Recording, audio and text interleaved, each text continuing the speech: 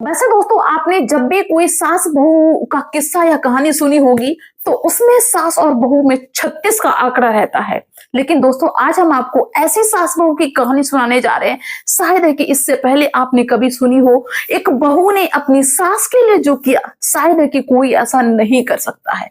तो आखिर में एक बहू ने अपनी सास के लिए ऐसा क्या कर दिया जो बहुत ज्यादा आश्चर्यचकित करने वाली है। और सास फूले नहीं समा रही। सास ये कहती है कि अगर बहू मुझे मिले हर जन्म में तो यही मिले। तो चलिए दोस्तों, ये बड़ी ही इंटरेस्टिंग कहानी है, इसको पूरा सुनाते हैं। आप सभी का बहुत बहुत स्वागत है मेरे YouTube चैनल में एक और नए वीडियो में। दोस्तों कुछ समय पहले की बात है, एक गांव में एक हीरा लाल नाम का व्यक्ति रहता था। दोस्तों हीरा लाल के पास में बहुत सारी खेती जमीन जायदाद बहुत सारी चीजें थी, यानी कि संपत्ति थी, प्रॉपर्टी थी। और हीरा लाल की शादी हो जाती है। दोस्तों हीरा लाल की जिंदगी बहुत अच्छे से गुजरने लगती है।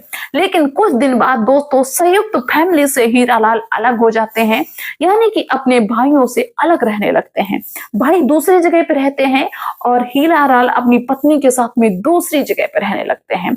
हीरा लाल अपना कारोबार देखते हैं, काम देखते हैं, खेती पाती का, गाड़ी वगैरह जो भी था वो अपना काम संभालते हैं। और उनकी पत्नी जो थी वो घर में अपना घर का काम संभालती है।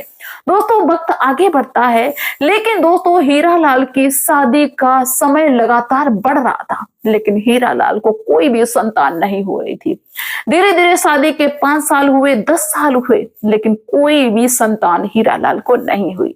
जिसके चलते हीरा लाल और हीरा लाल की पत्नी दोनों बहुत ज्यादा दुखी रहते थे। भगवान से प्रार्थना करते थे कि भगवान मैंने ऐसा कौन सा बुरा काम कर दिया है जिसकी वजह से आपने मुझे निसंतान रखा है। दोस्तों हीरा लाल बहुत ज्यादा इलाज करवाता है अपनी पत्नी का, लेकिन कोई भी फायदा नहीं होता है।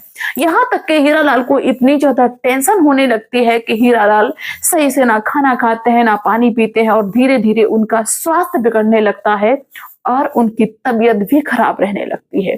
दोस्तों और वक्त आगे बढ़ता है, लगभग उनकी शादी के 20 साल का समय बीत जाता है और हीरा लाल की अचानक से तबीयत इतनी ज्यादा बिगड़ जाती है कि वो बिस्तर पकड़ लेते हैं। दिन ऐसा आता है कि डॉक्टर ने कहा कि तुमको कैंसर हो गया है।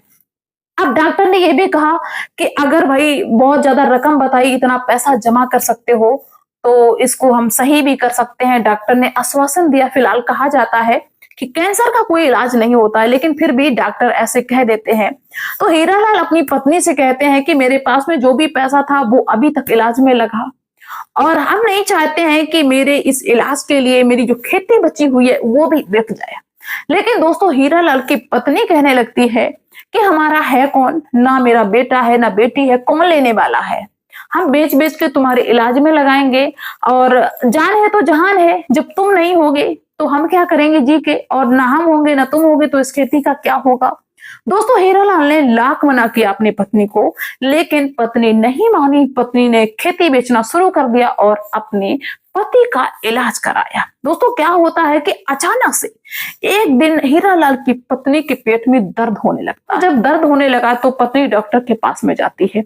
डॉक्टर ने चेकअप किया, और दोस्तों जो चेकअप में आया उसको सुन के हीरा लाल की जो पत्नी थी वो चौंक जाती है, क्योंकि हीरा लाल की पत्नी गर्भवती थी। दोस्तों ये खबर जब हीरा लाल को दी तो हीरा लाल बहुत ज्यादा खुश, लेकिन हीरा लाल खुश भी हैं, रो भी रहे कि अब हम मरने वाले हैं, मुझे कैंसर है और हम मरने वाले हैं। अब हमारे घर में संतान आएगी और मेरी जो जमीन है वो बिक बिक के हमारे इलाज में लग गई है, मेरे पास कुछ बचा भी नहीं और मेरा बच्चा आएगा। ये कैसी दुनिया है विधाता, ये मुझे कैसे दिन दिखा दिए। हीरा लाल को खुशी भी है, टेंशन भी है। वक्त आगे बढ़ता है। दोस्तों क्या होता है कि एक दिन ऐसा आता है कि हीरा लाल इस जंग में हार जाते हैं और उनकी मौत हो जाती है। दोस्तों हीरा लाल की मौत के बाद में 2 महीने बाद क्या होता है, हीरा लाल की पत्नी ने एक सुंदर बेटे को जन्म दिया।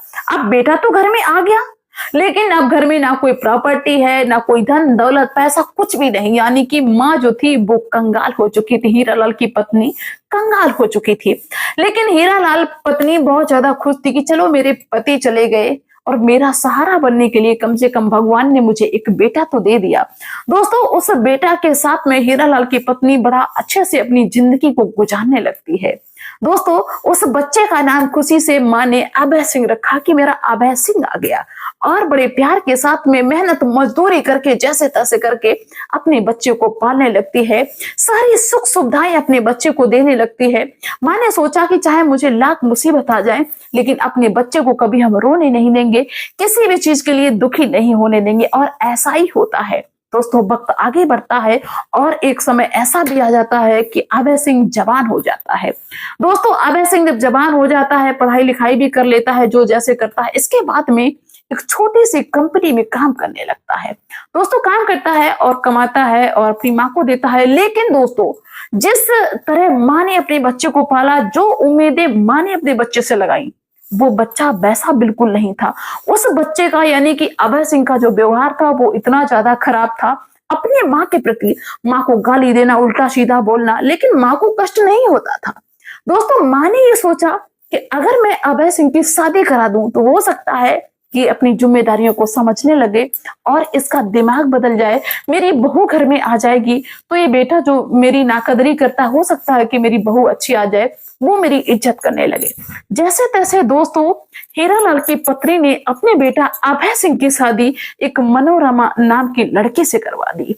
दोस्तों ये बेटा बहुत नालायक था, लेकिन जो बहू आती है मनोरमा, वो इतनी सुशील, सज्जन, गुणकारी, उसका व्यवहार इतना अच्छा कि वो अपने सास के साथ में बहुत प्रेम से रहती है, बड़ा हिल मिल के रहती है, अपनी सास की सेवा करती है। और दोस्तों आसपास के लोगों के द्वारा उस बहू को यानी कि मनोरमा को ये भी मालूम हो गया था कि मेरी सास ने बहुत मुश्किल से मेरे पति को पाला है, बहुत मुसीबत उठाई है पूरी जिंदगी, और अब हम इनको सुख देंगे, इनको दुख नहीं होने देंगे।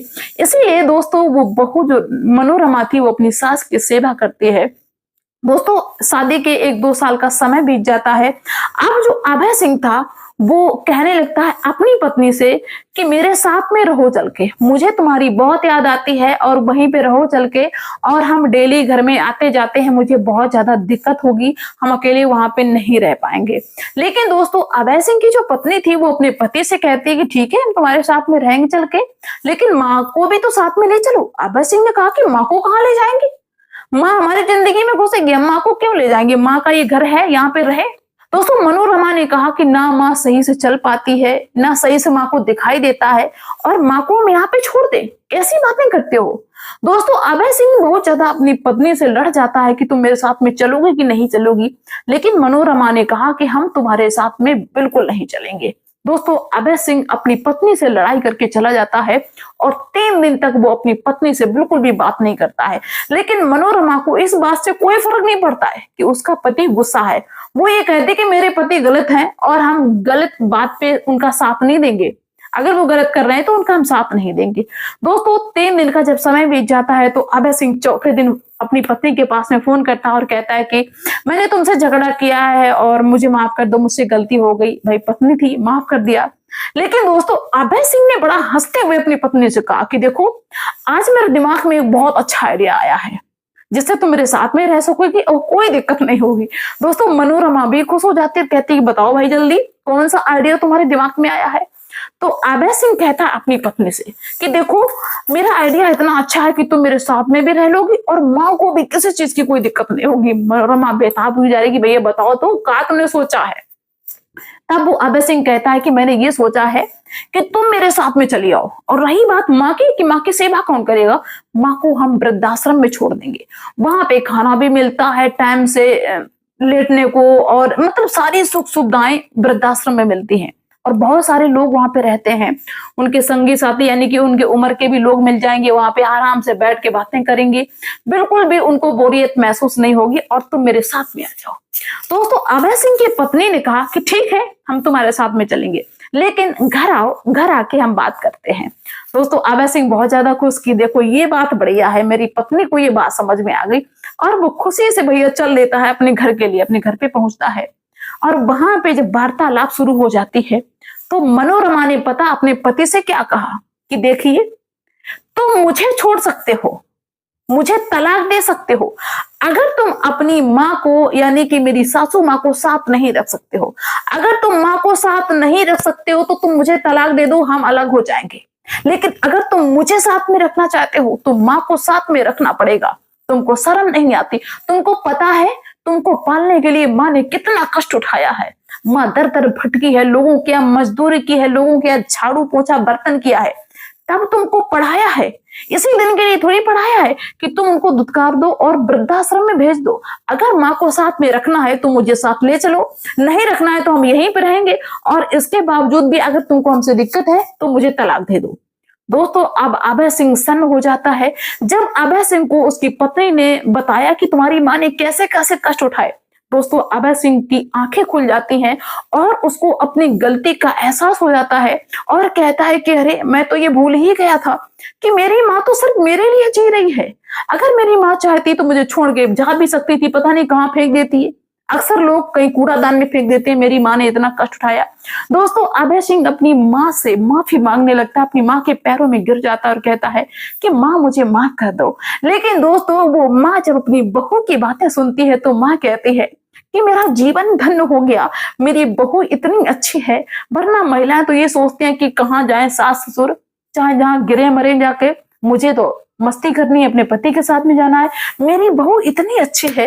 दोस्तों भगवान का लाख लाख शुक्र करते हैं कि भगवान जहां आपने मेरी जिंदगी बिगाड़ी थी वहां आपने एक अच्छी बहू देके आपने मेरी जिंदगी को स्वर्ग बना दिया।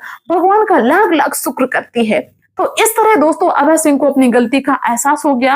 अभय सिंह अपने पूरे परिवार को यानी कि अपनी पत्नी को और माँ को सबको अपने साथ में लेके जाता है और एक साथ में ही रहते हैं। तो भाई मेरे बस आप सभी से यही कहना है कि दूसरों के साथ में व्यवहार बर्ताव वैसा ही करिए जैसा आपको अच्छा लगे, क्योंकि जैसा आप किसी और के साथ में करेंगे वैसा आपके साथ में जरूर होगा, क्योंकि कर्म सबका लौट के वापस आता है। तो चलिए दोस्तों इस स्टोरी के बारे में आप लोग क्या कहना चाहेंगे मुझे कमेंट्स के थ्रू जरूर बताना। मिलते हैं नेक्स्ट वीडियो में, नेक्स्ट डे तक के लिए बाय।